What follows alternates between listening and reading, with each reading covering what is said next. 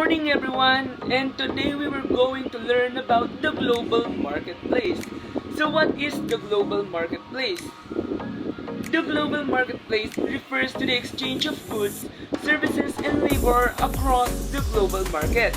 So yung global marketplace daw ay from the word itself global, meaning worldwide, buong mundo. So it refers sa pagpapalitan ng mga produkto, kalakalan, serbisyo at trabaho. At para sa mga iilang kumpanya naman, nire-refer ang global marketplace bilang isang maturidad or maturity ng mga market sa buong mundo. That is the global marketplace. So now let's proceed to the opportunities and challenges under the global marketplace. Number 1. Coping the sudden appearance of new competitors. Number 2. Acknowledging cultural, political, and economic differences. Number 3. Dealing with increased uncertainty, fear, and anxiety. Number 4. Adapting to changes in the global marketplace. And number 5 is avoiding parochialism. What is parochialism? Parochialism is a state of mind whereby one focuses on small sections of an issue rather than considering its wider context. Here are some meaning of parochialism. Number 1. Parochialism is viewing the world solely through its own eyes and perspectives. It is not recognizing that others have different ways of living and working. It is a significant obstacle of managers working in a global business world. And last is falling into the trap of ignoring other values and customs and rigidly applying an attitude of ours is better than theirs to foreign culture. And now let's proceed to the key information of the 3 global attitudes. What are those 3 global attitudes?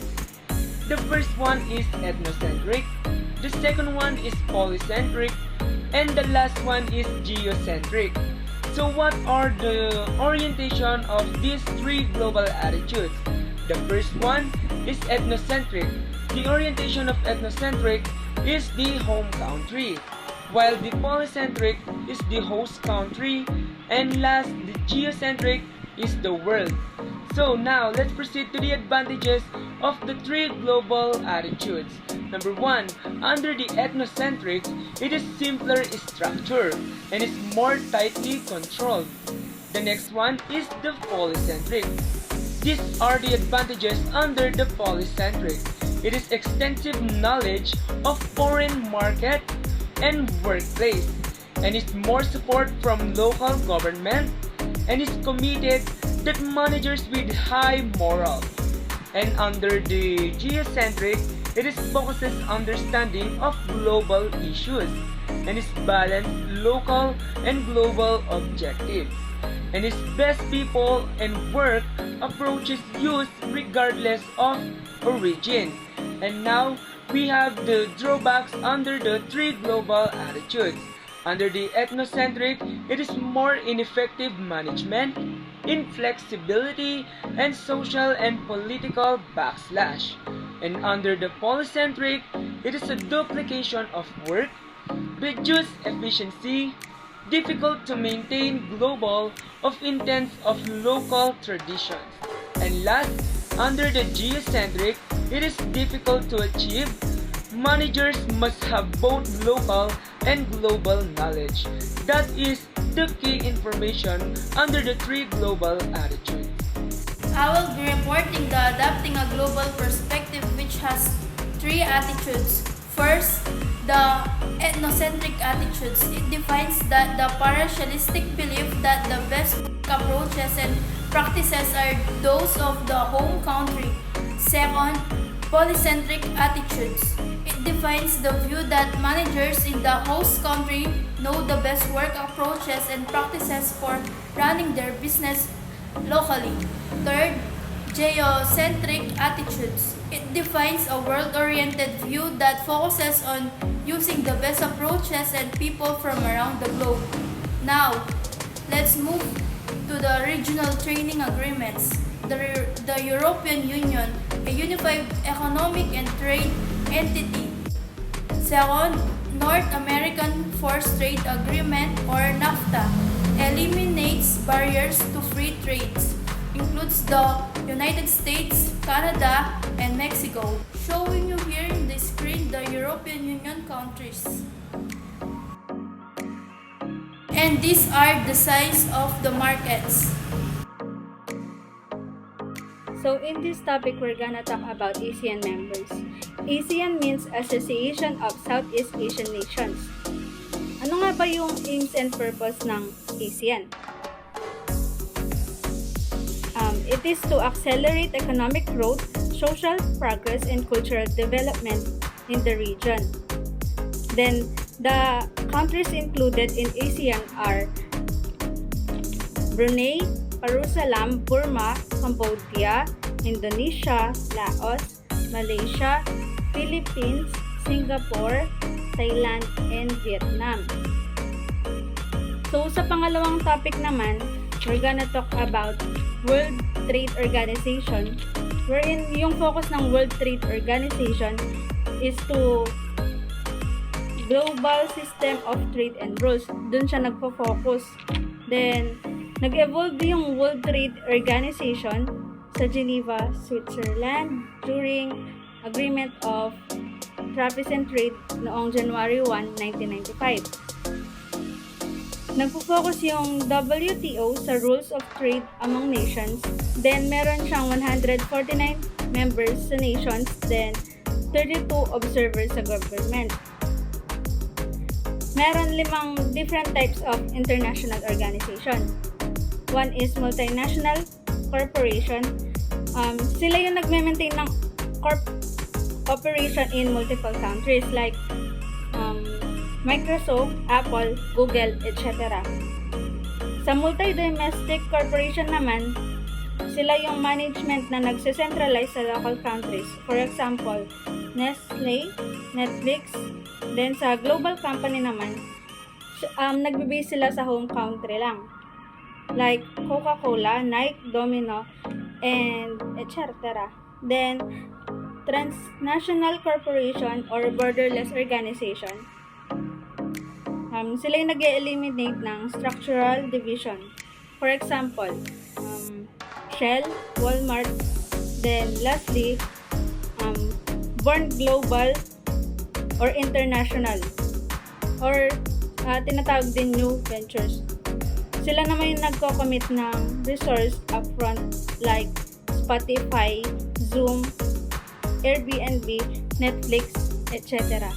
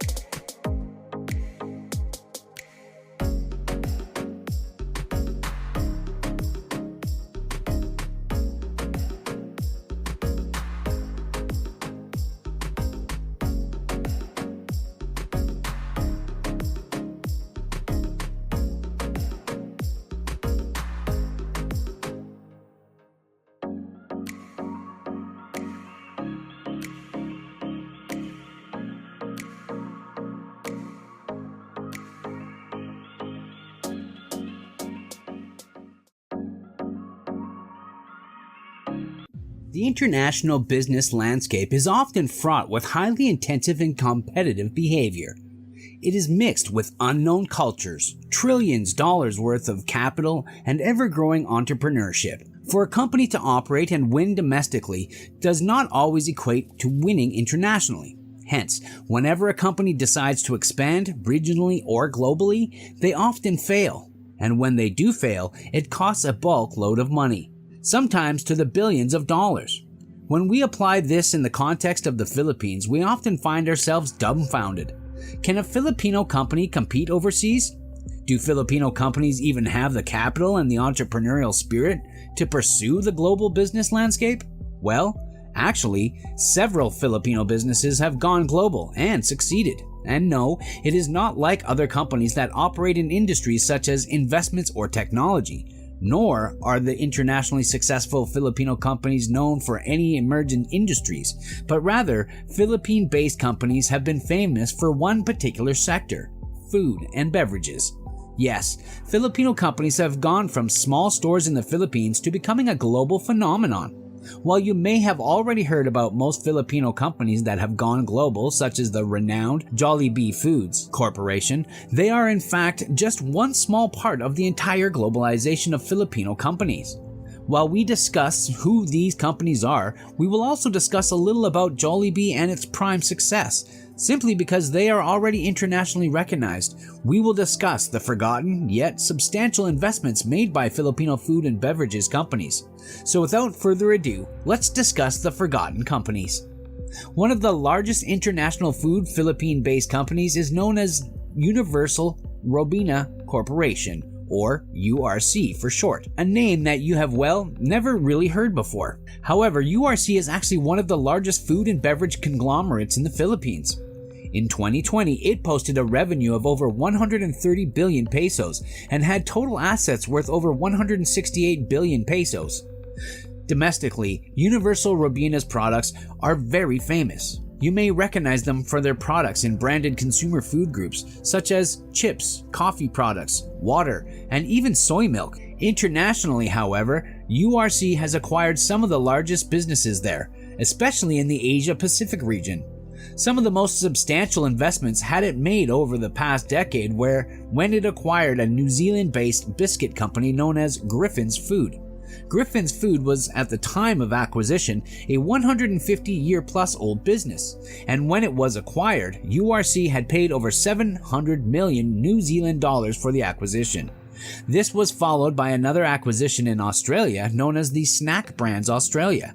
The acquisition was made in 2016 and had seen the acquisition go for 600 million Australian dollars. Then, in 2019, it partnered up with a German-based company known as Intersnack to form Unisnack ANZ, but later sold its partnership.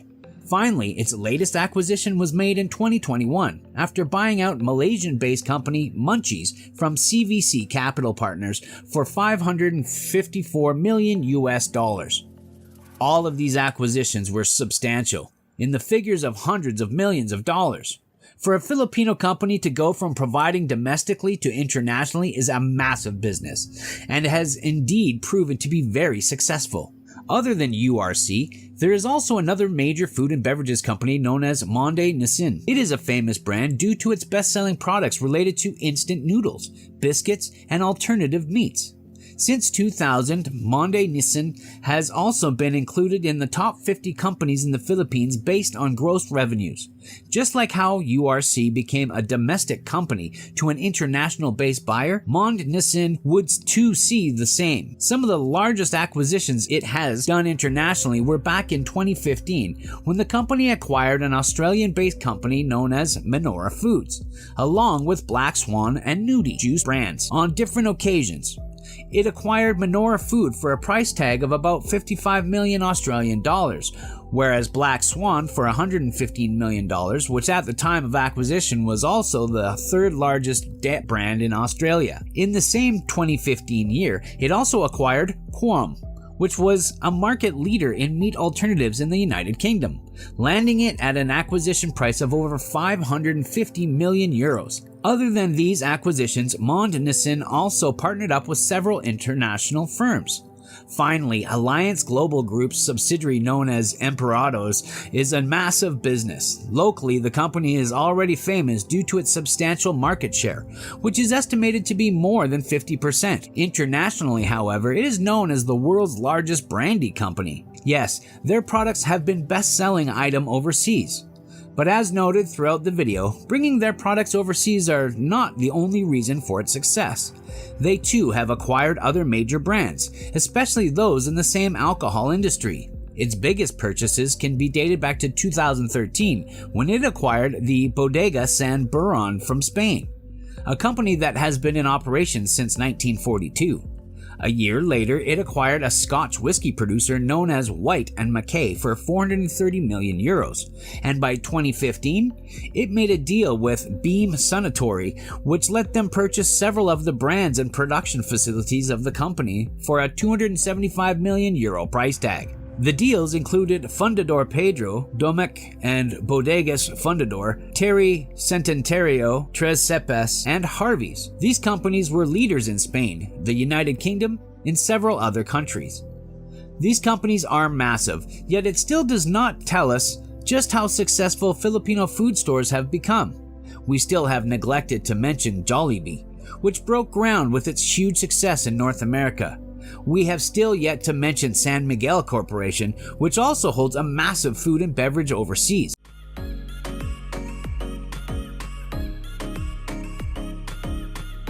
The economic environment, economic systems, market economy, an economy in which resources are primarily owned and controlled by the private sector. Command economy, an economy in which all economic decisions are planned by a central government.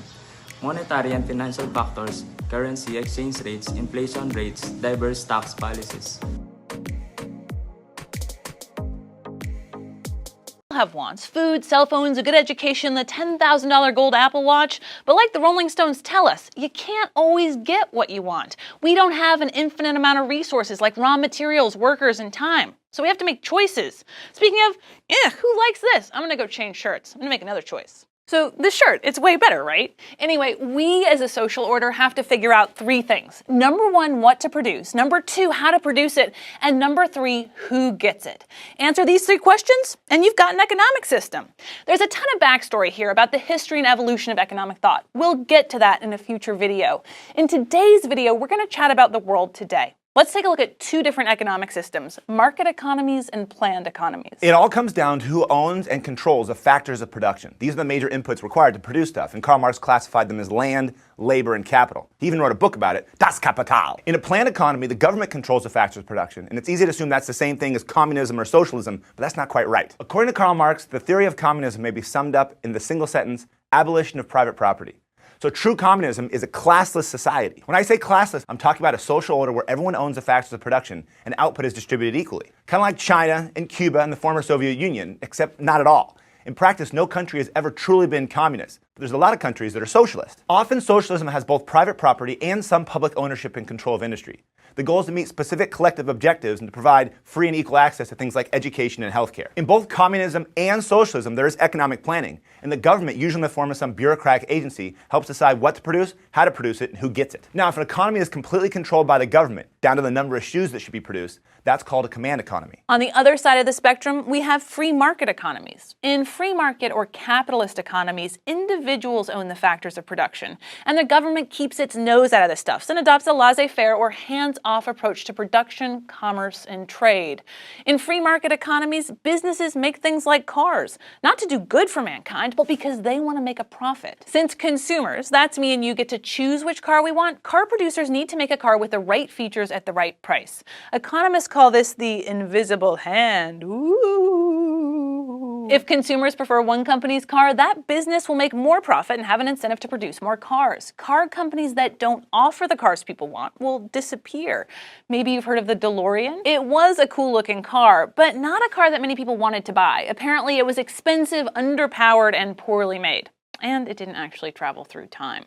Anyway, this concept applies to all other markets like cell phones or shoes. Scarce resources will go to the most desired use, and they'll be used efficiently. More or less. After all, if a business is wasteful and inefficient or makes something that no one wants to buy, then some other business will make a similar product that's either better or cheaper or both. If there's no consumer demand for a product, resources won't be wasted producing it. We often take markets for granted, but look at the alternative. Assume instead that a government agency was in charge of deciding exactly which types of cars and cell phones and shoes to make. Do you think they could quickly respond to changes in tastes and preferences? If there was only one government monopoly producing cars, do you think they'd be produced efficiently? So the invisible hand of the free market is the idea that individuals and businesses meet society's needs when they seek their own self-interest. Competitive markets with profit-seeking businesses will have an incentive to produce high-quality products as efficiently as possible. In the words of Adam Smith, it's not from the benevolence of the butcher, the brewer, or the baker that we expect our dinner, but from their regard to their own interest. Now, it looks like the free market's perfect and we don't even need a government, but that's not quite right. Right? There's a bunch of things the government must do because free markets won't. First is maintain the rule of law. We need laws and police and contracts and courts to keep everything orderly. Second, we need public goods and services like roads and bridges and education and defense, because goods can't get to consumers if bridges are falling down, and consumers can't make good choices if they're not educated, and no one really cares about buying the new iPhone if there's a bomb dropping on your head. Third, the government sometimes needs to step in when markets get things wrong. But what does that even mean? Well, let's go back to producing cars. The free market produces what we consumers want to buy. And when we buy, we're thinking about what a car looks like, if it's the color we want, maybe if it's safe, what it costs. Most of us aren't worried about air pollution. We don't think much about who made our car, what they were paid, what the conditions at the factory were like. That's when government steps in to regulate production. In a free market economy like the United States, you might think that the government doesn't tell car producers what types of cars to produce and how to produce them, except that it does. Cars need to meet strict emissions and safety standards, and there are laws dictating how much manufacturers can pollute and how workers should be treated. And here's the big takeaway. Modern economies are neither completely free market nor planned. There's a spectrum of government involvement. For example, on one end we have North Korea. They have a command economy where production is entirely controlled by the government. On the other end we have countries like New Zealand. They have private property, few taxes, and few regulations. In the middle we have the rest of the world. So most modern economies are actually mixed economies with both free markets and government intervention. Hi everyone! Today pag-uusapan natin ang cultural environment, ang natural culture, and also some of the traits or values ng mga Americans. So let's begin. So ano nga ba ang cultural environment? This is the environment created by the values and attitude na pinaniniwalaan ng mga tao in a specific country. Sa madaling salita, it's how people from a certain place think and behave. Kaya minsan, mas malaki pa ang influence ng culture sa isang organisasyon kesa sa organisasyon mismo. For example, kapag pumunta ka sa isang ibang bansa, kailangan mong intindihin ang culture nila para maayos ka makapag-interact, lalo na kung magnenegosyo ka or you're working in a multinational company. Now, ang natural culture naman ay yung values and attitude na shared ng mga tao sa isang country. At yun yung humuhubog sa kanilang behavior and beliefs. For example, sa Japan, mahalaga ang respeto at harmony, kaya very polite sila sa isa't isa. Sa Pilipinas, kilala tayo sa pagiging hospitable. We always make our guests feel welcome, di ba? May mga cultural dimension tayo na tinatawag, and one of them is individualism versus collectivism. Sa individualistic culture tulad ng Amerika, people value independence. Focus sila sa sariling success. Sa collectivist culture naman, tulad sa Asia, group success ang priority, kaya teamwork ang importante. For example, sa office, if you're working with Americans, you might notice na mas direct sila magsalita at mas sanay silang mag-solo ng project. Pero sa collectivist, countries like Japan, mas focus ang mga tao sa teamwork. Next is power distance. Ito yung extent to which people accept na mayroong unequal distribution of power in their society. Sa mga high power distance culture tulad ng India, may malaki ang respeto sa mga leaders at hindi sila gaanong kinokontra. Pero sa low power distance culture tulad ng US, mas open ang employees na magbigay ng feedback kahit boss pa ang kausap nila. Uncertainty avoidance. This refers to how different cultures deal with unknown situations or risks. Some cultures prefer certainty and structure, while others are more comfortable with ambiguity and risk. For example, in countries like Germany and Japan, decisions making takes time because every detail needs to be considered before moving forward. Another dimension is achievement and nurturing. In achievement-oriented cultures like America, success is measured by accomplishment and competitions. Pero sa nurturing-oriented cultures tulad ng Scandinavian countries like more focus sila sa well-being ng mga tao and relationship. Isa pa is long-term versus short-term orientation. Sa long-term orientation culture like China, people are more focused on future rewards and they value perseverance. On the other hand, short-term cultures tulad ng US focus more on immediate result. Kaya mapapansin nyo, Americans like quick wins. Now, pag-usapan natin ang American culture. Unang-una, Americans are very informal. You'll notice na kahit sa workplace, they call each other by their first name, kahit boss pa yan. For example, in some countries, addressing a boss by their first name can be seen as disrespectful, pero sa US, it's common and normal. Also, Americans are direct. Hindi sila paligoy-ligoy when they speak. If they have something to say, sasabihin agad nila. No sugarcoating. For example, if they disagree with something, they'll tell you straight to your face. Pero hindi ibig sabihin nun, they're being rude. They just value honesty. Americans are competitive and achiever. They value success and working hard to achieve their goals. Kaya mapapansin mo, maraming ambitious people sa US. They take pride in what they accomplish.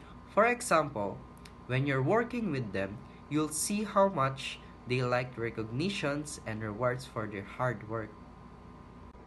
Americans are known for being independent and individualistic. They take pride in doing things in their own way, achieving personal success. In American culture, there's a strong focus on self-reliance, kaya mapapansin mo, mas gusto nilang magtrabaho ng solo and take responsibility for their own work, especially in professional settings. Americans are questionnaires. They love asking questions. Para sa kanila, questioning is a sign of curiosity and engagement. For example, sa ibang cultures, mas gusto nilang ng silence or reflection, but for Americans, silence can be awkward. So, they keep conversation going with questions. Like I said earlier, Americans dislike silence. Para sa kanila, silence can be uncomfortable, especially during social situations. Kaya mapapansin mo sa mga gatherings, people are always talking or asking questions to keep the conversation going. They believe that communication is key to building connections. Lastly, of course, punctuality is very important to Americans. Being on time shows respect for others people's schedule. Kaya kung meron kang meeting or appointment with Americans, make sure to be punctual because being late can be seen as disrespectful. So that's a quick overview of the cultural environment and American way of life. Sana natutunan nyo how culture really shape how people interact and behave. When you're dealing with different cultures, it's important to be aware of these differences para maging effective and respectful ang communication and collaboration. Salamat sa pakikinig and I hope you learned something new in this lesson. Hofstede's Cultural Dimensions Studies, developed by Grit Hofstede, is a framework used to understand the differences in culture across countries. Hofstede's initial 6 key dimensions include power, distance, uncertainty, avoidance, individualism, collectivism, masculinity, femininity, and short versus long-term orientation. The extent to which individual countries share key dimension depends on a number of factors such as shared language and geographical location. Hofstede cultural dimensions are widely used to understand etiquette and facilitate communication across cultures in areas ranging from business to diplomacy.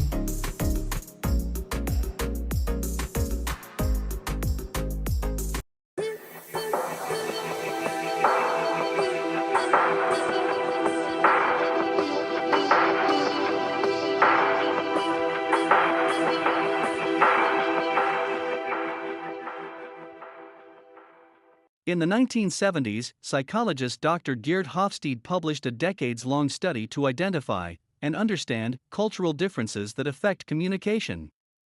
His studies broke down 6 dimensions that distinguish one culture from another. The dimensions are 1. Power distance index, 2. Individualism versus collectivism, 3. Masculinity versus femininity, 4. Uncertainty avoidance index, 5. Long versus short-term orientation, and finally, 6. Indulgence versus restraint. In this video, we will explore the fundamental principles behind each dimension to make sense of our richly diverse cultural world. The Power Distance Index measures the real and perceived levels of equality within cultures. This index measures the willingness of regular citizens to accept or challenge authority. Cultures with a high index have clearly defined hierarchy structures that often remain unchallenged. A lower index indicates a culture where authority is challenged, and most are free to take part in influencing decisions. Countries that have high power distance indexes are Malaysia, Guatemala, and Venezuela. Authoritarian leadership and wealth disparity are 2 indicators that lead to high power distance indexes. Austria, Denmark, and New Zealand are some of the countries on the low end of the index. They are countries that likely value free elections and experience more equitable wealth distribution. Individualism refers to the ability or willingness to integrate into groups. Individualists value independence, and they are expected to look after themselves and their immediate families. Collectivists, on the other hand, belong to groups that look after one another in exchange for unquestioning loyalty. Cultures that are considered predominantly masculine value competition, achievement, and power. Feminine societies, however, are driven to seek out quality lives by taking care of others. The Uncertainty Avoidance Index measures how society deals with a future that cannot be accurately predicted. Of course, this uncertainty leads to anxiety, and different cultures have learned how to handle anxiety in diverse ways. The next cultural value dimension is long-term versus short-term orientation. Long-term orientation cultures emphasize following processes and procedures to accomplish tasks. Goal setting and persistence on achieving success further down the road is more important than finding a quick end result. Short-term orientation cultures, however, focus on efficiency to find a quick solution to problems. Finally, we have indulgent versus restraint. This index measures the relative levels of freedom or restraint a society places on the free expression of the natural human drive for happiness. Indulgent societies value free speech for all but might experience higher crime rates. Restrained societies strive to maintain order and, as a result, experience lower crime rates.